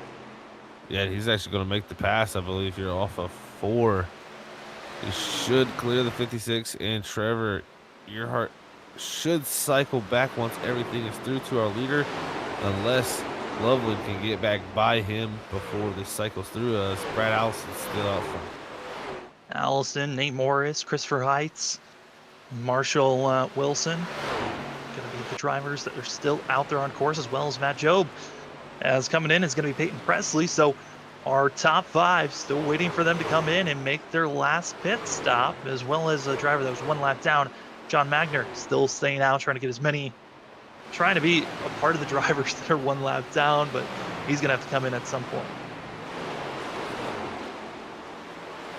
Yeah, Brad Allison very quick on the long runs. He may be trying to catch somewhat of a caution here, but giving up a lot of time here. We'll see if he can make up a good bit of that in the late go now. Still hard racing as we're going to be running this race to the end. There's no more stage breaks. There were no stage points given to Alves or Stunnard, so they're kind of just hoping based on what positions they run in. I know if we look at the point standings of all the points that have been earned, yeah, it looks like that a Stunnard has to get in front of Alves, and then you throw in. There was other calculations, I think, that were thrown in our broadcast notes where they tried to calculate if drop weeks happened, and it turned out that Stunnard actually would be placed in 10th place with a 7-point lead over Alves. So it is one of those things of it's so close, and that was one of the things with these drop weeks is we didn't know how close it was going to be, but it certainly was dramatic here. That's very interesting. With the drop week, without the drop week, Alves is 7 ahead. Without it, he's 7 behind. So a 14-point swing there. That shows you how close it is with these drop weeks. Drop weeks causing a little bit of an unknown for these drivers. Is Allison going to be coming into the pits and getting service done, leaving us with Heights, Wilson, and Jobe still waiting to make their pit stop, and Dave Boyle going to be currently in 7th place for himself, but one of the first drivers come to pit road. He's currently, once the cycle goes through, should be up to 4th for the 52, but he's got that of Baker trying to hound down the 52 at some point. But looking at the field, our front three are waiting for that caution. I mean, if it does come out, this is the transition time of drivers making their pit stops on those colder tires on if we're going to see a caution at that point. Yeah, this is an interesting phase right now still with these guys still staying out. Job's getting passed, so he's already gotten passed by the new tires. Marshall Wilson still staying out. Christopher Heights also. I mean, they should be able to stretch the fuel here a little bit longer. I mean, they've been going, around a little less than 53 laps here. So if they can stretch it, I would say maybe 3 to 5 more laps at the most. Job in the pits getting service done for the 89 truck. Coming into today, we kind of knew that the front 8 in points, that of Jason Finsler, James Loveland, Trevor Earhart, as well as Sean Hutzstutler, Ian Baker, Michael Leo Jr., Matt Job, and Dylan Walterman. All were locked in. Kevin Orlando Jr. locked himself into the top 10 by starting today's race. It was between that of Justin Stunnard, Nick Alves on who's going to be taking that final position. Other stories coming into today's race. That was Jason Finsler, currently in 4th place, as Christopher Heights is getting service done. Now leaving us with one driver, that of Marshall Wilson, our Talladega winner from last week. He's still running out there, but out on the track for 51 laps on these fuel and tire. Great search for the 51 to stay out there. But his goal was hoping for a caution to come out. It never did. Now having to pull into the pits. Yeah, a lot of drivers trying to catch that caution flag. Unfortunately, sometimes it does not happen for you. But there it should transition the lead back over to Trevor Earhart. And man, what a race we got going now with Finsler starting to attack Loveland. Maybe he's figured something out from behind here, and that's the thing. He's led most of this race up front. Now he's got a chance to ride behind these two. Has he figured something out? Yeah, I mean, I think for coming into that green flag pit stop, Loveland and Trevor were in a better spot than Finsler. Oh boy, smoke ahead. I believe that was the 14, possibly. No, it wasn't. Who was that driver? That is going to be that of Heights getting out of shape in front of our leaders, and he just got fresh tires. That was kind of that talking point of the colder tires. These drivers that have been out there for a long time got to be careful 3 wide, as that of Wilson going to be passed by our front 3. But for Finsler, he's fast on the first out, 15 to 20 laps on these tires, and that's when we start to see Earhart and Loveland make their charge and possibly make the pass on the 5. But the inside lane was so dominant for the 56 and the 25 because they were down there working the inside lane since the start of the race, while the 5 was up on the high side for most of the race. So when he transitioned down, he wasn't hitting those marks like the other drivers were. Yeah, now he's back out front. And like you said, really quick on that first 15 laps. And this is going to set us up for one heck of a battle now with 24 to go. We did see Loveland last run back it way up and then be able to run Finsler down near the end, and same with Earhart. So can these two do the same here? They're closer at the start, so they don't have to save, or they can save just as much and be closer. It could come down to a very interesting battle here, but you got to think the 25 also on 1 lap older. This is going to be some battle here with these top 3, as they got about a 3.7 second gap back to David Boyle, who's drove to the top 4. Yeah, he drove up to the top 4, getting passed by Baker. I mean, Baker is he's doing everything in his power. I mean, he started back in 7th place. He's moved his way back up to 4th. He dropped back a little bit. These pit stops, Baker is someone certainly to watch out for. He's on equal footing of our top 3, but 4.2 seconds back from the leader, 3.8 seconds back from 3rd place. It's still a long way for recovery here, especially when we're coming up to 20 laps to go in this race. This race went away in a blink of an eye. We've only had 1 caution. That was our stage break caution. I mean, are you surprised by this, Zach, or was this kind of a expected thing coming into this race?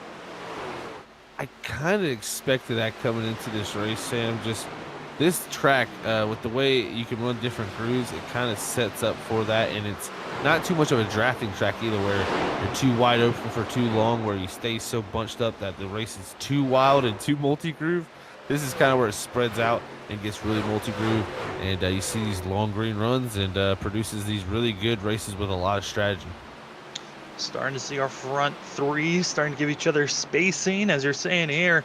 That's Walterman coming with a head of steam on fresher tires than the drivers that he's around. As we'll take a quick commercial break. When we come back, we'll give you the final 15 laps of this race, as this has been an amazing one. Green practically all the way through except for our stage break. We'll watch the 56 cutting through traffic. We'll be right back to see the ending of this race.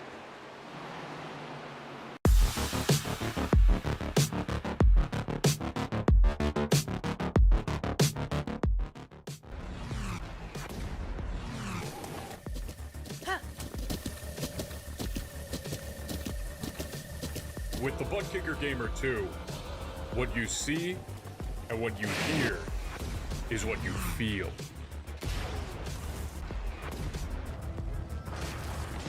ButtKicker, the future is feeling.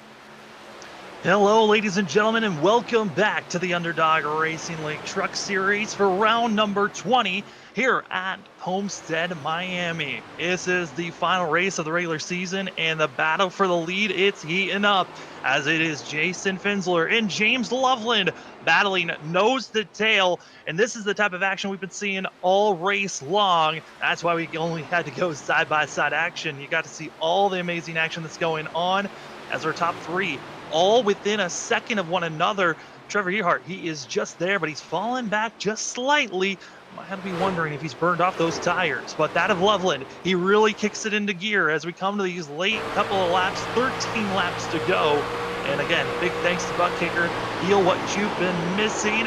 If you ever want to get the Gamer 2, use the promo code that of Freaky Fast 20. That's Freaky with 2 E's, Fast 20. For getting that Gamer 2 from ButtKicker. Man, my name is Sam Dyer. With me is Zach Hall. Zach, we're coming closer and closer, 10 laps to go, and Loveland's looking poised to take back the lead. Oh man, this guy is charging to the front. Is this something we can see? Oh, as he makes the move, he does clear him. Here goes Finsler for the crossover. but Loveland did a great job to actually check him up just a little bit. They're going to be side by side down here. One, does the lap car have an effect? It's this 72 up high here of Douglas Wolcott. They're going to be catching him right on the exit possibly. This could actually be a pick for the 5, or the draft. The draft could possibly help the 56 here too, as it's still side by side for the lead in the closing 12 laps. This thing, it's going to come down to the end. Finsler goes low, trying to use that of the 72 as a pick, like you said. And that's going to be Douglas Wilcock, who's just going to be waiting. His crossover move comes. Here comes the 56.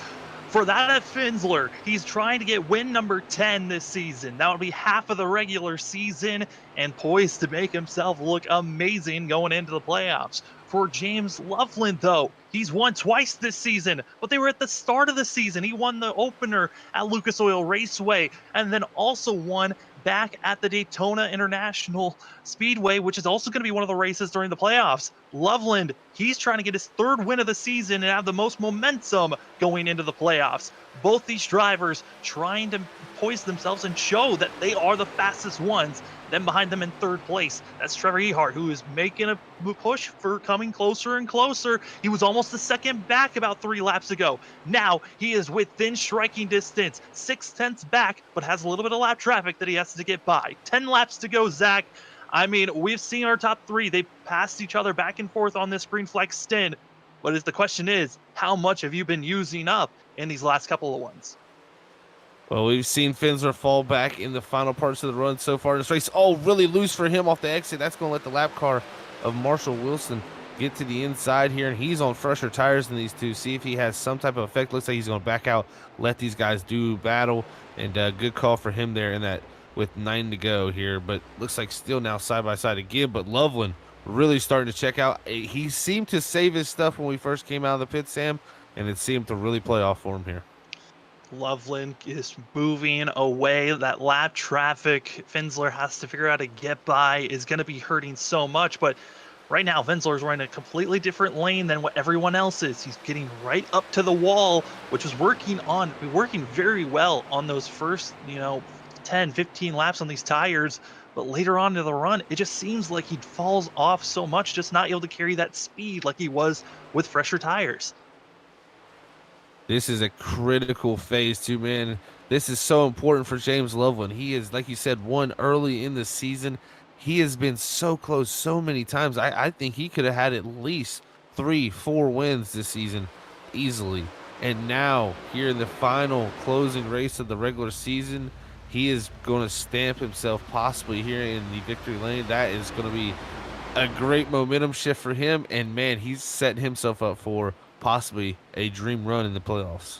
The playoffs start next week. Sadly, we won't be there for the opener at Dover, but these drivers are willing to give us one of the best shows we've had all season long. Loveland continuing to pull away, putting another lap car in front of himself and Finsler, that of Kevin Orlando Jr., and now soon to be another driver being put another lap down. That's Daryl Whitford, who, this lap traffic, it's hurting the 5 because he's feeling the pressure, especially that from Wilson on those fresher tires. It is really hurting him as this is just getting dramatic at the end. Yeah, very dramatic for sure, Sam. But look at this. This is getting a little dramatic too. Is for a top 4 position, Walterman. Early in this race, maybe he had the fastest truck on the long runs. He's ran down this 88 of Ian Baker, who has really improved overall this whole entire race, and these two are going to fight for a top 5 in the closing moments. But Loveland just continuing to stretch it out front. Oh, as Earhart goes around, I think, in the 25 guys off of 4. Off of 4 hard into the inside pit wall and still is cruising around. He'll stay straight, not bringing out a yellow, which is a very respectful call, even though the 25 could have came out and brought out the yellow here. And possibly, I think a caution now would have put us in a green-white scenario as side-by-side. Now for 3rd place, Dylan Walterman, Ian Baker, both side-by-side coming at 2. And now there's a battle for the podium position. Walterman working that bottom blade. Baker really hard on the door. That's really hard to make it work. Baker up the racetrack though. Walterman, great drive off. He should clear that 88 down the straightaway. Oh, a little bit loose there for Baker. Oh. Not sure how far Walterman was going to go. The advantage is in Walterman's hands as 2 lap fresher tires than that of Baker. As here comes Baker hard in the back bumper, almost making contact as they're coming out at 2. Still, they're almost bump drafting down the straightaway. Baker ducks high, now thinking about low. Still not sure where he wants to place himself as Walterman just stays in the middle of the course, making Baker force him to choose which lane he wants to go into. Oh, and Baker follows him to that bottom lane. He gets a little bit tight off the exit.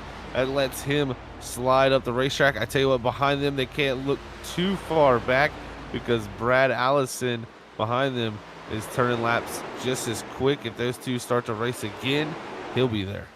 He's not just coming because they're battling one another. Allison also has about 4 lap fresher tires than that of Baker, and a total of 5 lap fresher tires, 6 lap fresher tires than that of Ian Baker. So, I mean, this is going to be a very difficult call on who's going to be finishing 3rd place, but drivers are getting dramatic. 2 laps to go. James Loveland now up to a 2.3 second lead gap, continuously pulling away as Finsler is being pressured again, this time going to be by heights. But for James Loveland, what a call for himself. He had found a way to save those tires for later on. Coming out of 4 is coming to the white flag, 1 to go. James Loveland, he is looking good to get a win and setting himself up here coming to playoff time next week. Next week won't be here for Freaky Fast Broadcasting, but Dover could be the spot where Loveland looks to go back-to-back as he's going to come through 1 and 2 for the final time tonight, set himself up for the back straightaway.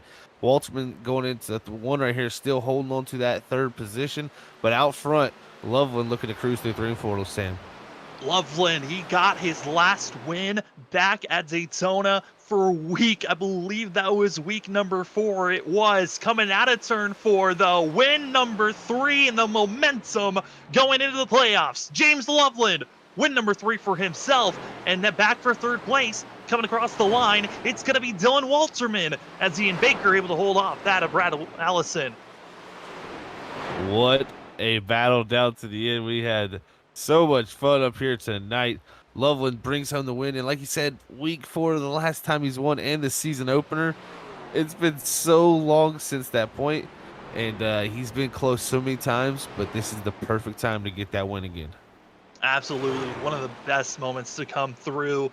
And due to where the drivers finished for Nick Alves and for Justin Stunnard, it's going to be that of Justin Stunnard making it to the final 10. He should be the final top 10 driver. This is very impressive for that team, as we'll wait until final confirmation on who those final 10 drivers will be, as they will be calculating all the points as we go through interviews, as we'll talk to our top 3. James Loveland, our winner. Jason Finsler, who's just been dominating all season, wasn't able to get his 10th win yet, expected to get it during the playoffs. And Dylan Walterman, what a great top 3. We'll be talking to all of them in just a few moments. Thank you for watching here at Freaky Fast Broadcast. We'll be back in just a few.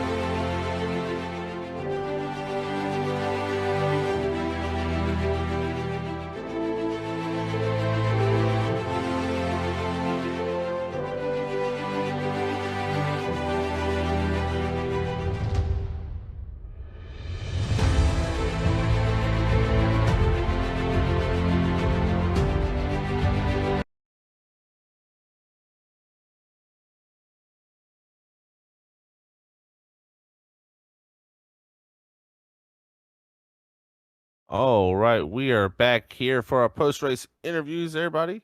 Here at the Underdog Racing League for their truck series at the Homestead Miami Speedway. First up, we have our third place finisher here tonight of Dylan Walterman. Let's hear what the 46 had to do out there tonight to get to this third place position. Hey, Dylan, it's Zach up in the booth, man. You got a copy? I do. Well, buddy, started in that 8th position tonight, and early on in stage 1, it seemed like you were one of the first drivers to really find that bottom lane and really get it working. How fun was it out there making passes? Because you seem to be one of the drivers that could really make the bottom work compared to some drivers who really could only seem to make the top work. I when we were doing the practice, I couldn't get into the corners to save my life. I had hit the wall every time, so I told people in the chat, I'm like, I'm going to the bottom, whether I burn tires or not. That's where I'm gonna be. It definitely was interesting how the track played out, and it seemed to come to a phase where the long runs, that was the place to be, and everybody was searching for that. How different was it out there here at Homestead? Because you guys were really having the search for the grip, and it seemed like the clean air also. I don't know anything about that. All I know is, like I said, I just stuck to the bottom. I'm like, every time somebody got that run on the inside, I'd get that outside, and I dreaded hitting the wall, and I was always scared of that. Well, I'll tell you what, man, it was really fantastic to watch you stick to that bottom because you were definitely making some good passes down there. You might not know what was going on, but it was looking good. So that's all that matters sometimes. That is true. It's exactly right. But you're able to drive up here, get into that top 3 with the 25, having a little bit of issue there at the end, man. So congrats on that. But really big thing, next week we're going into Dover. You're in the playoffs. You have 2 wins to your name this season. How you feel going into the playoffs, Dylan? I just want to be there. I just want to participate. I don't want to get wrecked out. I don't want to have anything go bad like I've had in the earlier season. Once I got the first one, I thought I was going to turn around, and then I just went downhill again until I got that second win, and then it's kind of started leveling out, and that's all I really care about. Well, man, I tell you what, the best of luck to you there in the playoffs. We'll hopefully see that freaky fast machine up there up front. It looks very beautiful, we must say. Thank you for flying the colors. Before we let you go, though, anybody wants to shout to? You guys, the league, and everybody that was racing.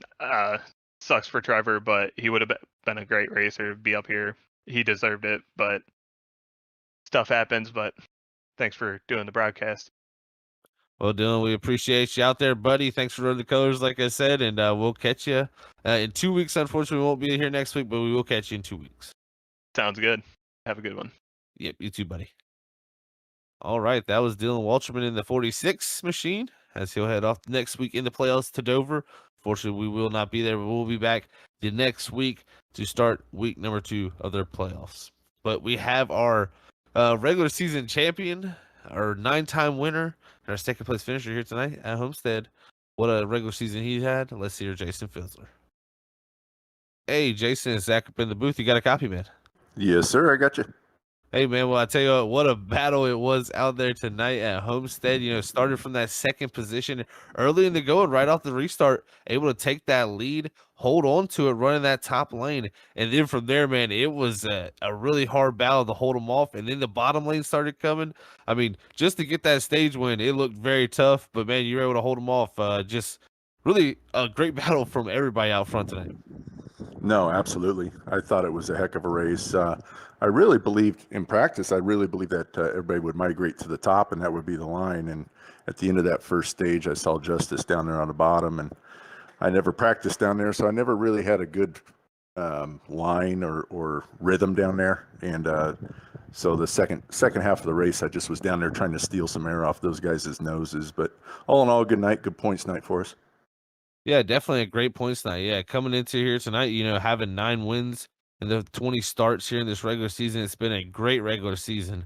Now, heading off into the next week, we start the playoffs there at Dover. It's 6 weeks of straight points, and you've been super consistent throughout the whole season, but there is a lot of wild card tracks here in these playoffs. I'd say at least 3 of them should be pretty much a wild card. How do you feel going into there? And also Dover next week, how do you feel about that, Jason?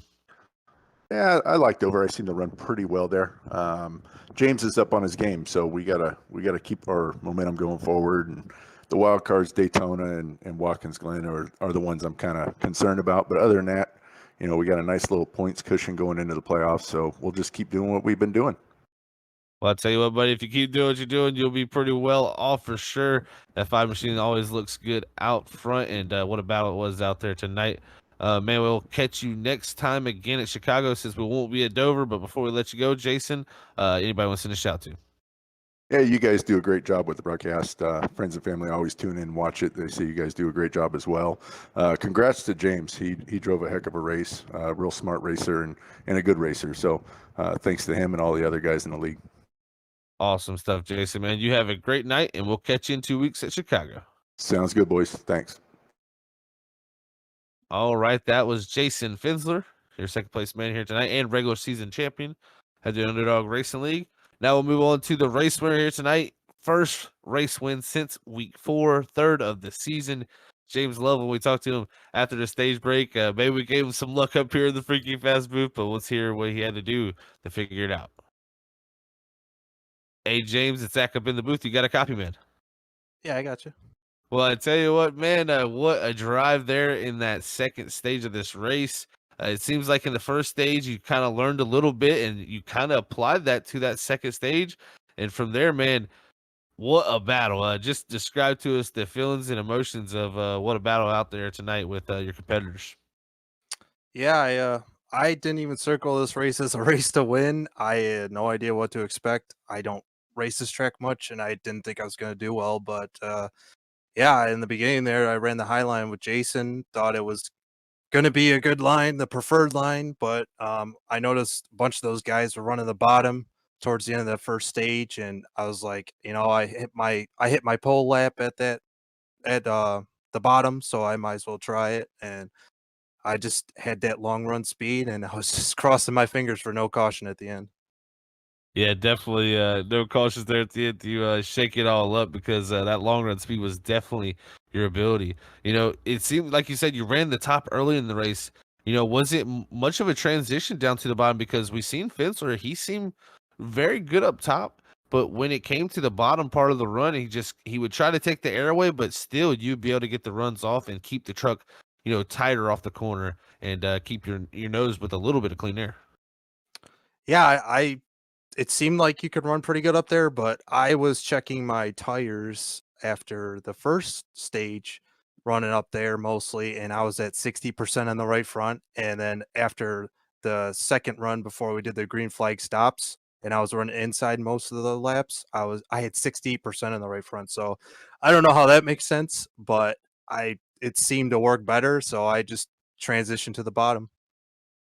Well, man, I tell you what, you definitely figured it out. We talked to you up in the booth, and you went out there and got it done here tonight to get your third win of the season, first one since week 4 at Daytona, and also the season opener at Lucas Oil. So, what a way to spread it out there to start off your season really hot, then in the regular season hot. Now we head off into the playoffs, James. You're in a pretty good position now, my friend. We won't be there at Dover next week, but what can you expect to go in there, and how do you feel about Dover? Well, this is definitely a momentum boost with the win. But yeah, Dover's probably my best track on the server. I've in this league, I've won many Dover races, so I plan to be strong there. Plan to be up front. As for the rest of the season, the playoffs, Daytona is going to be anything, and most of the tracks for the playoffs, I'll be pretty strong at. Just Daytona's anything can happen. Hey man, it's gonna be wide open from here on out with 6 weeks of great, or yes, yeah, 6 weeks of great playoff racing, man. Unfortunately, we won't be there next week at Dover, so we won't be able to see you guys racing, but we'll be back to catch it all at Chicagoland, or sorry, Daytona. Sorry, I said it to Jason earlier, Chicago, but we'll be at Daytona. That's the second playoff race. So, man, congrats on the win here tonight, James, getting that third win of the season. Before we let you go, though, man, and celebrate this thing, anybody want to send a shout to? Yeah, shout out to you guys for the broadcast. You guys do great broadcasts every week. I will definitely tune into this one and watch the replay. Yeah, thanks to Underdog Racing League for hosting this. This was a good race, great group of guys, and it was a really fun race tonight. I really enjoyed it, and it was probably the hardest win I've gotten on here. Well, man, it was a pleasure to watch. We had a blast calling it up here. I can't wait for you to go back and watch it, man. And we'll catch you in 2 weeks at Daytona. Thanks, guys. All right, that was your race winner, James Loveland, here tonight for the Underdog Racing League for their truck series here at the Homestead Miami Speedway. Man, what a night we've had here, Sam.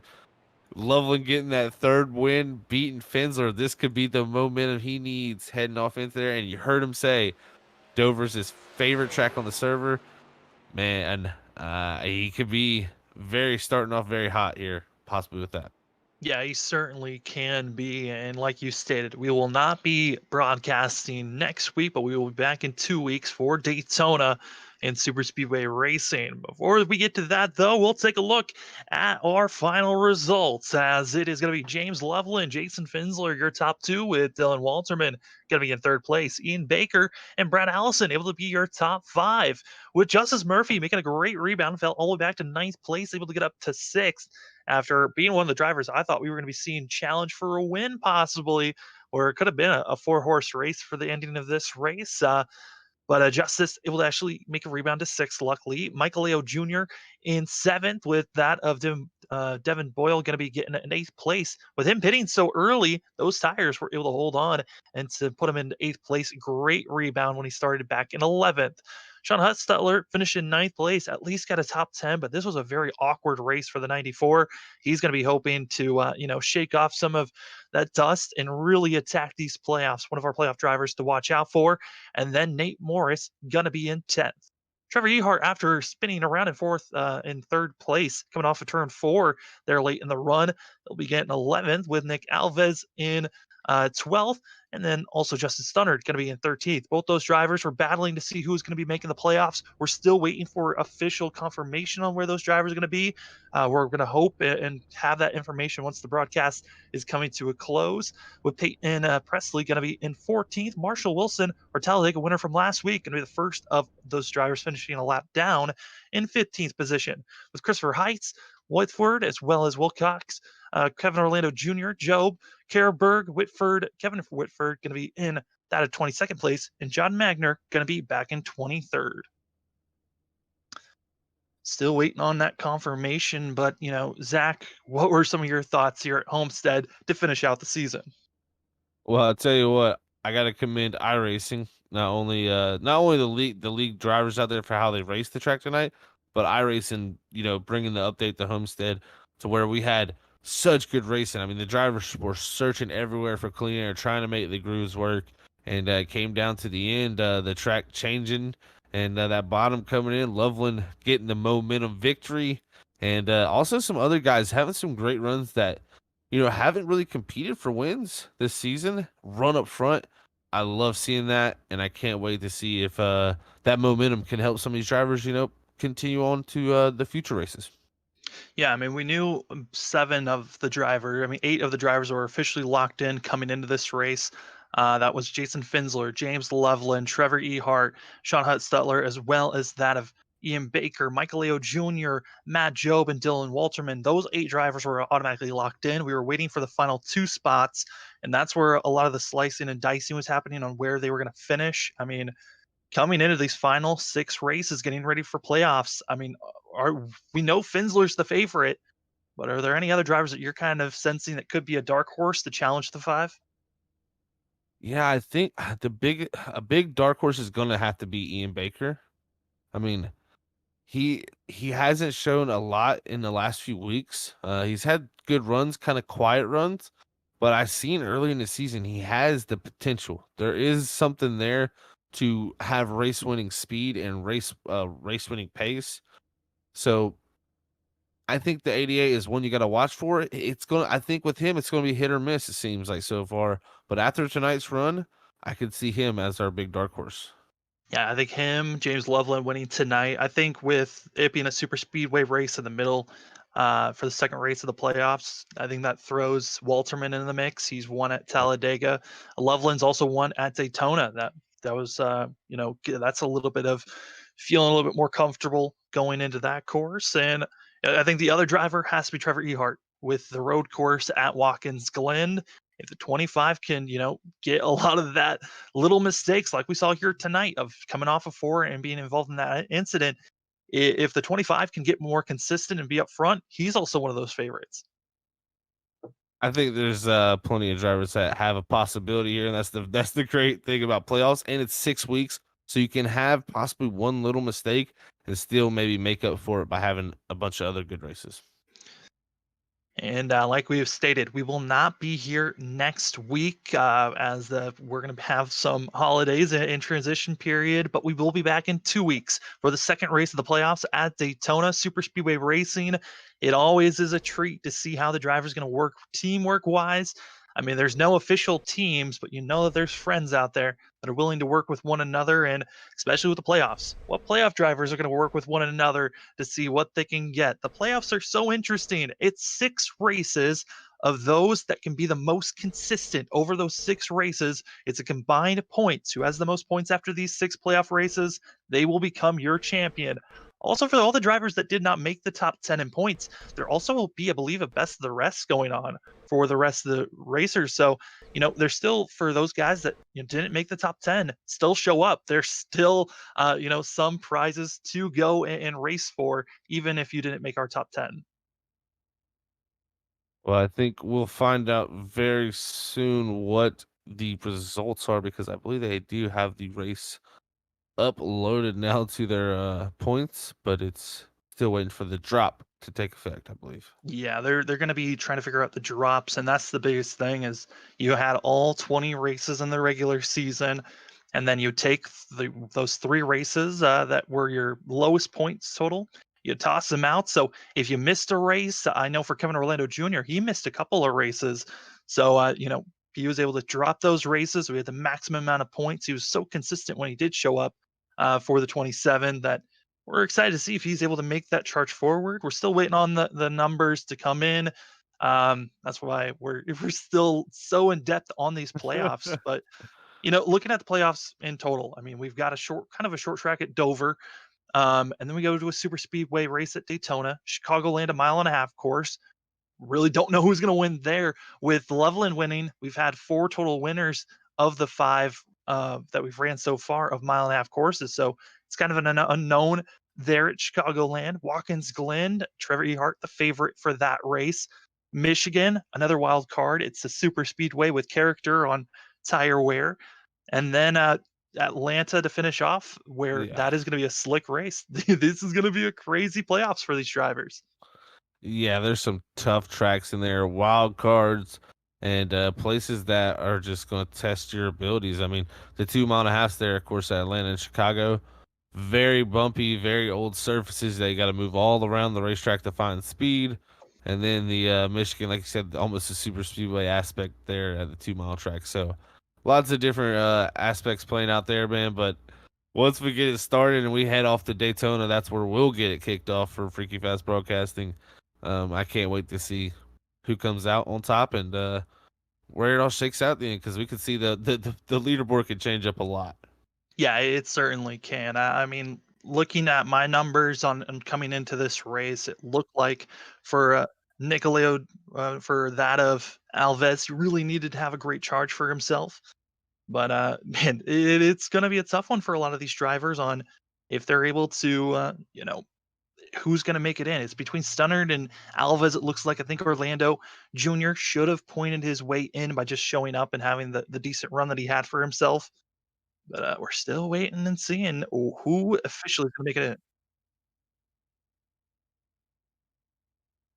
Well, it's looking like it's going to take a little bit longer for these officials. It might take them until tomorrow. So, because of that, we'll end it here. I mean, Zach, it was an exciting night. We went green practically the whole entire time. Our only caution was at the stage break.